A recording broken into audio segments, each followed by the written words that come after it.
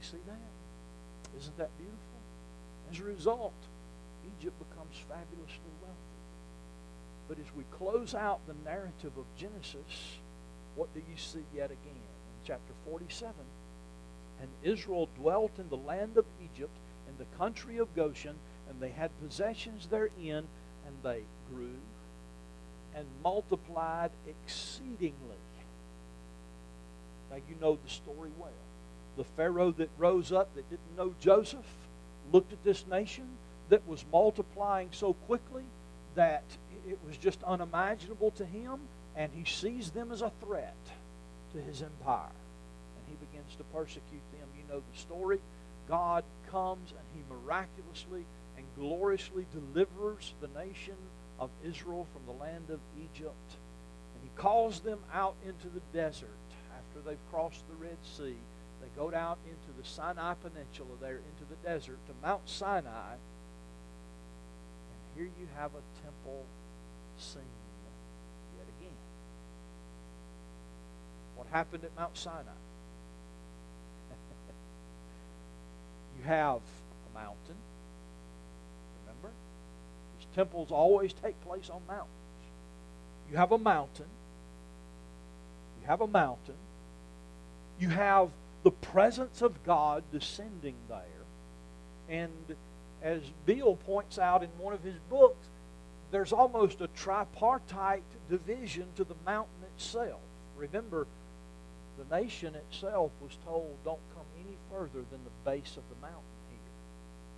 But Moses took 70 of the elders part way up the mountain, left them about halfway up the mountain, and then Moses went all the way to the top of the mountain, and there God descended and met with him. What does that remind you of? The temple, does it not? There was the congregational area where the nation gathered. There was the holy place where the lesser priests functioned, and then there was the most holy place where only the high priest was allowed to go in one time a year on the Day of Atonement, Yom Kippur. Okay? So you have this idea of temple here yet again at Sinai. All of these elements are there. There's a temple setting, and look at what God says. And this is the passage that Steve read to you this morning. Exodus chapter 19 and verse 4. God says to Israel, you yourselves have seen what I did to the Egyptians and how I bore you on eagle's wings and brought you to myself. Now therefore, if you will indeed obey my voice and keep my covenant. Wasn't there something about a command and obeying God back there in the garden in chapter 2? Because God gave Adam the priestly, kingly functions. He gave him a command immediately thereafter, did he not? If you obey my voice and keep my covenant, you shall be my treasured possession among all peoples, for all the earth is mine. And you shall be to me a kingdom of priests. A kingdom of priests and a holy nation. These are the words that you shall speak to the people of Israel. So here you have a mountain setting, a temple setting. You have God telling them, obey my commands. And then you have God telling Israel directly, corporately, as a nation, if you do this, you will be kings and priests. You will be a kingdom of priests for me in the earth. You go on over into into Leviticus chapter 26 and verse 7. God tells them that when they come into the land to possess it, you shall chase your enemies, and they shall fall before you by the sword. You're going to subdue the land. You're going to have dominion in the land. All of this pointing back to the mandate of Genesis chapter 1. Deuteronomy chapter 7, verse 12, as the generation that takes possession of the land of Canaan comes to its borders, here again, God repeating the mandate. Then it shall come to pass, because you listen to these judgments, and keep and do them, you guard and keep and do my commandments, that the Lord your God will keep with you the covenant and the mercy which he swore to your fathers. They're your patriarchs that we talked about just before. And he will love you and what? Bless you. And he will multiply you, and he shall bless the fruit of your womb. So again, we have here at Sinai, we have a temple setting. We have God commissioning Israel as a royal priesthood. And he does so with the same pattern that was seen with Adam and was seen with the patriarchs. There's blessing, there's fruitfulness, there's filling the land, there's subduing the land, there's having dominion in the land. So you see this duplicated over and over until it culminates with the nation of Israel, who is to be a representative or a corporate royal priesthood, very much as Adam was to be a king priest there in the Garden of Eden. Also, and I think this is absolutely vital for our understanding here, the whole purpose of this kingly priesthood, the whole purpose of it, all the way through the Old Testament, is expansion. God told Adam, what did he tell him?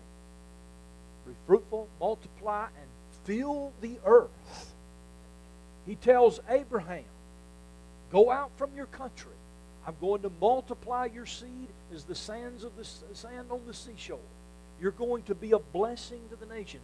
He tells Jacob that nations are going to come from your body. Kings are going to come from your body. There's the idea of this expansion, of this growing, of this outflowing that takes place in all of these scenarios. Israel likewise had a responsibility as a royal priesthood to expand the temple worship to the nations. And this becomes very evident as we look into Scripture. The royal priesthood, the idea of the royal priesthood was to bless the earth. Part of the essence of this blessing is that the royal priesthood was to extend the salvific presence of God to the darkened nations that had rebelled against God. Just as it was with the patriarchs, so it is with Israel. Israel was to witness to the nations, if you will, as a corporate Adam. You see that? You see the continuity from Adam to Israel there? They are to witness to the nations as a corporate Adam. This is really the essence of the idea of God establishing a royal priesthood in the earth. Let's look at the text here. And this is, to me, this is strong. This is so strong here as we look into the text of Exodus chapter 38 and verse 21. This is on the heels of God giving all of the specific details for how the tabernacle was to be built. And down at the very end of these details, it says in 38:21, these are the records of the tabernacle of the testimony, as they were recorded at the commandment of Moses. The tabernacle of testimony. God calls this tabernacle that is being built in the wilderness, this tent where he is going to meet with his people, he calls it the tabernacle of the testimony. In another place, he calls it the tent of the testimony. Further, in Exodus 25 and verse 22, he says concerning the Ark of the Covenant, he says, there I will meet with you, and from above the mercy seat, from between the two cherubim that are on the Ark of the testimony. He doesn't call it the Ark of the Covenant in this particular place. He calls it the Ark of the testimony. The Ark of the testimony in the most holy place inside the tabernacle of the testimony. What's going on here? Well, interestingly enough, several times in the English Old Testament, this word for testimony is actually translated as witness. It's actually translated as witness.